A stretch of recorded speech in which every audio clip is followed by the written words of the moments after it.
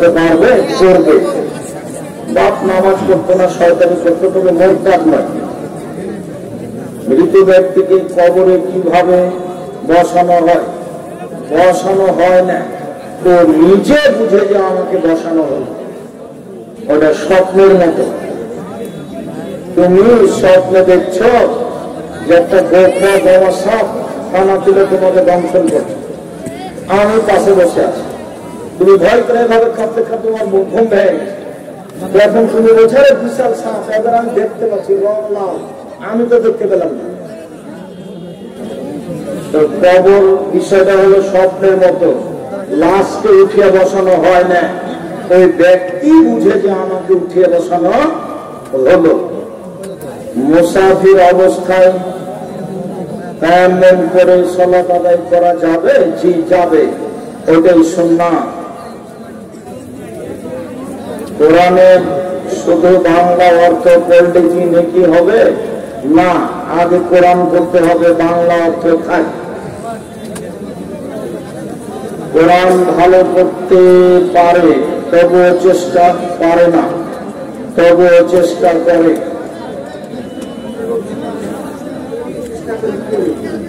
তাতে কি গুনাহ হবে? না, কোন রকম করে ছেঁচড়া মেচড়া করে পড়তে পারলে নেকি হবে ডবল। কোন রকম করে ছেঁচড়া মেচড়া করে পড়তে পারলে ডবল নেকি হবে, আর সুন্দর করে পড়তে পারলে এক নেকি হবে। তবে যারা সুন্দর করে পড়তে পারে ওরা দামি ফেরেশতাদের সাথে থাকে। কোরআনে কি মাখরাজ ব্যবহার জরুরি? কোরআনে মাখরাজের কথা আদেশ করেছে, অরাত্তিল কোরআন তাবদীলা, সুন্দর করে স্পষ্ট করে ভালো করে পড়ো। বিদাতি মেয়েকে বিয়ে করা যাবে কি? হিন্দু না হলেই যাবে।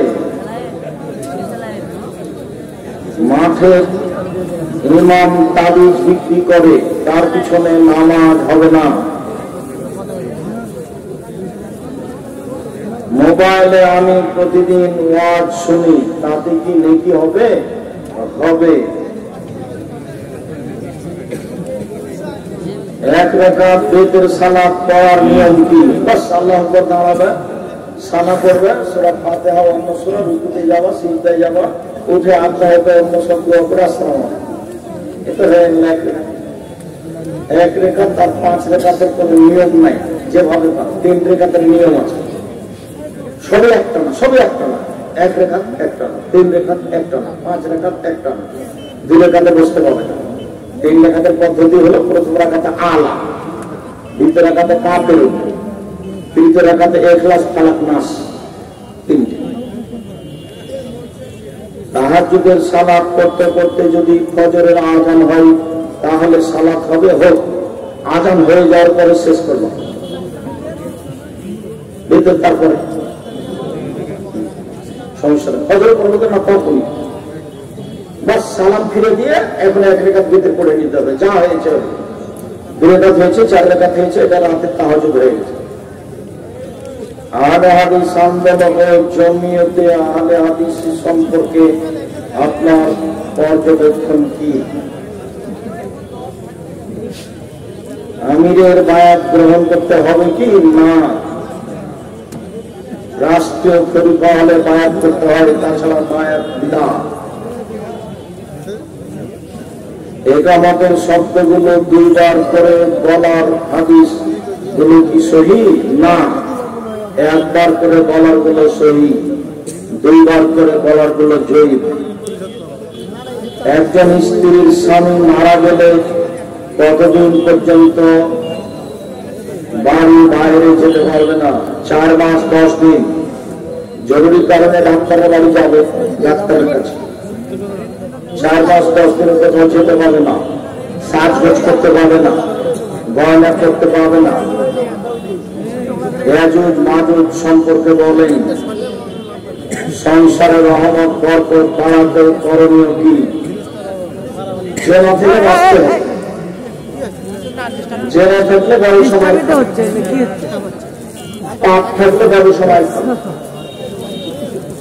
বাড়াতে হলে লাভ কম করতে হবে, সীমিত লাভ করতে হবে, মাল বেশি বিক্রি করতে হবে।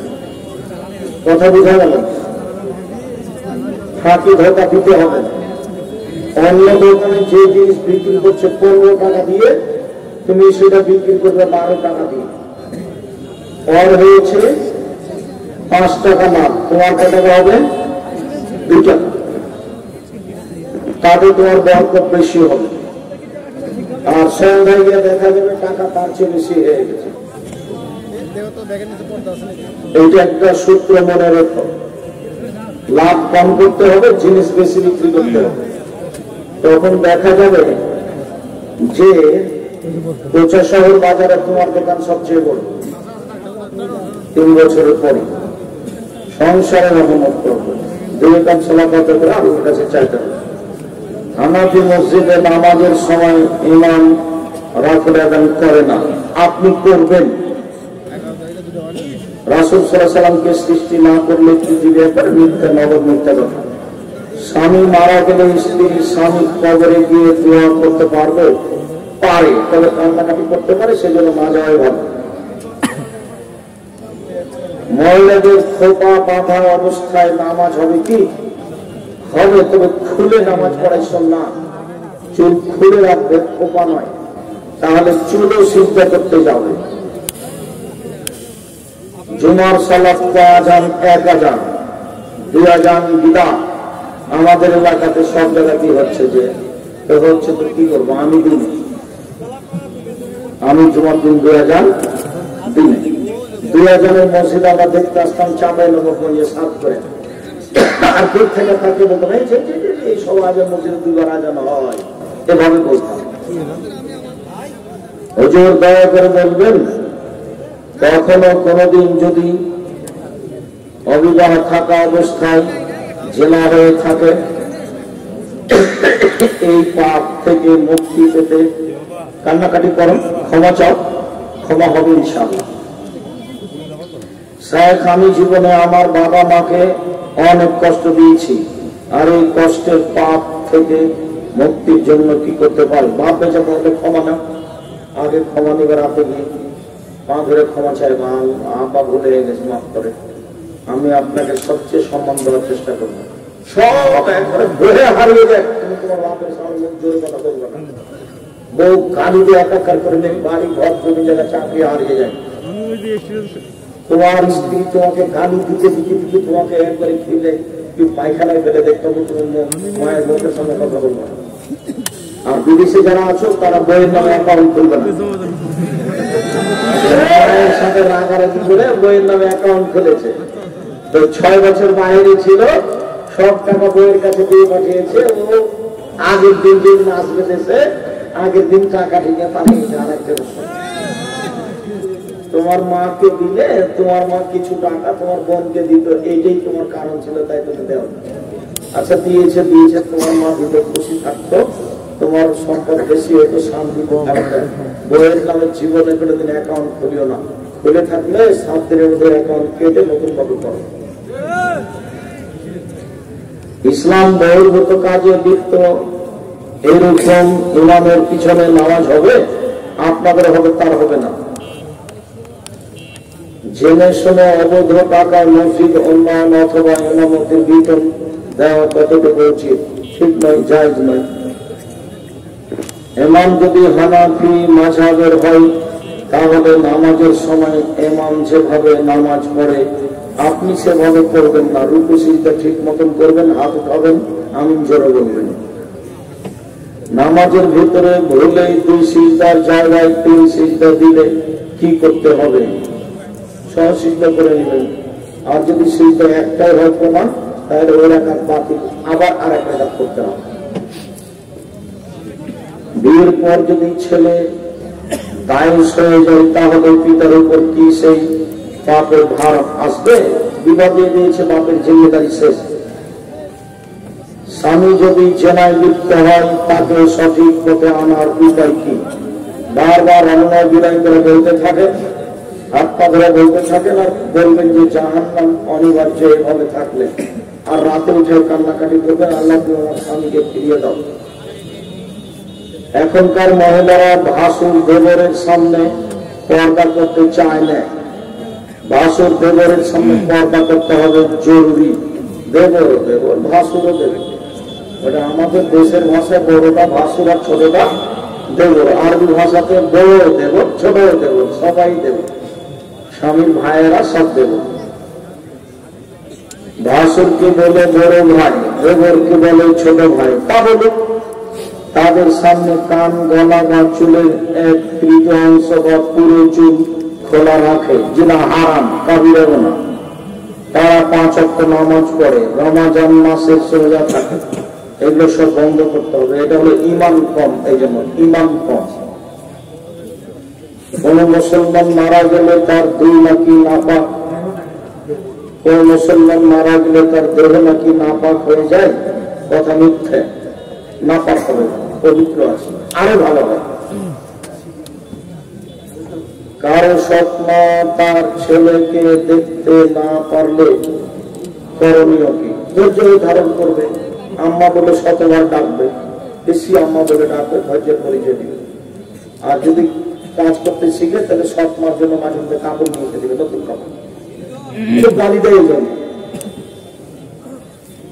বাড়িতে উঠতে যায় না, বলে তুই ঘরে আসবে না, তখন তুমি একটা নতুন কাপড় নিয়ে যাবে। আম্মা আপনার জন্য কাপড়টা নিয়ে এসছে, বলে দেখো তো কি হয়। আশা করছি ভালো হবে।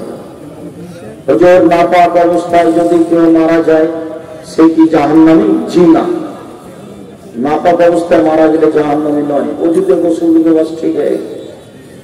সাহেব আপনি বলেছেন যে জুমার দিন মানুষ মারা গেলে সে ব্যক্তির কবরের আযাব হবে না। জি হ্যাঁ, ঠিক বলেছি। কিন্তু জুমার দিন যে অনেক বেনামাজি মুনাফিক মারা যায়, ভালোটা ভালো ধারণ পাবে, ঠেকাচ্ছে কেন? জুমার দিন হিন্দু মারা গেলে জান্নাতে যাবে, আল্লাহ নবী বলেছেন ভালো ধারণা করো। অনেক হয়ে গেছে, আর লাগবে না, মনে করছি, কথা শেষ করলাম। শুকরিয়া জাযাকুমুল্লাহ করা যাবে, করবেন। সুতির মোজার উপরে মাসা করবেন। আপনি এক আলোচনায় বলেছেন যে স্বামী মারা গেলে স্ত্রীর নাকের ফুলে গহনা খুলে ফেলানো হিন্দুদের নীতি। হ্যাঁ, আজও বলছে এটা হিন্দুদের নীতি।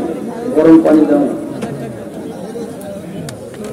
মানুষের মৃত্যুর সময় আজরাইল আলাইহিস সালাম মানুষের রূহ কোন দিক দিয়ে বের করেন? আল্লাহ নবী বলেছেন ভালোটা নরম ভাবে বের করে নেন, আর খারাপটা চাপ দিয়ে জোর করে বের করেন। কোন দিক থেকে এই কথা আল্লাহ রাসূল বলেন।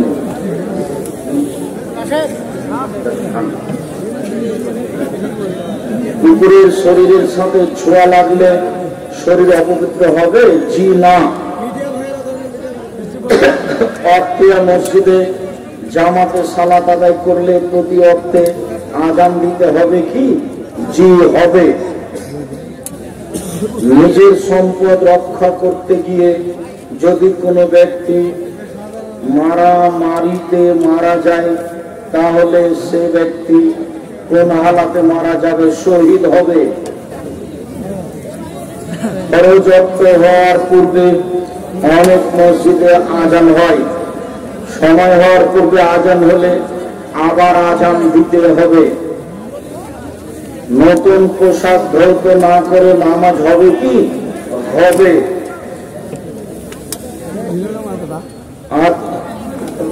আত্মহত্যা করে মারা গেলে সেই জানাজায় যাওয়া যাবে কি? যাবে।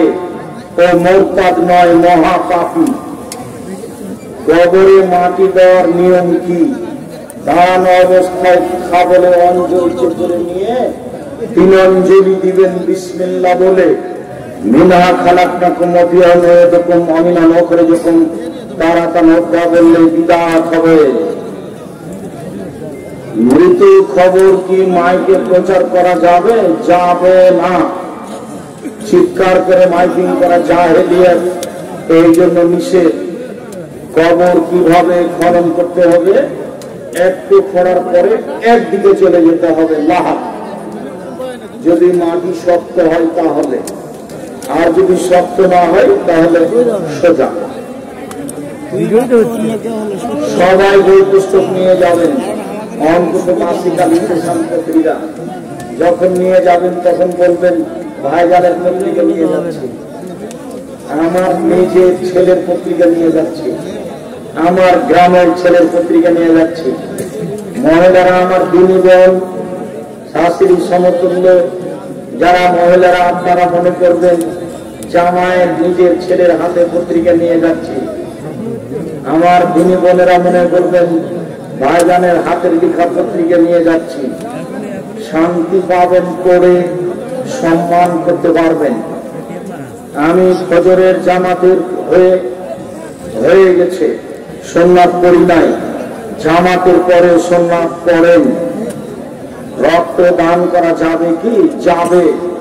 যদি ডাক্তার বলে রক্ত ছাড়া মারা যাবে তাহলে যাবে। মুয়াজ্জিন সমিতির সাথে জড়িত লোন উঠায় তার পিছনে সালাত পড়া যাবে? যাবে, তবে ওর নামাজ হবে না, আপনাদের হবে। আমাদের পাশের গ্রামে নিয়ামতপুর পীরে কেবলাই দাফন করা হয়, পরে লাশ আবার তুলে দাফন করা হয়। এগুলো শিরক, কাবিরা গুনাহ।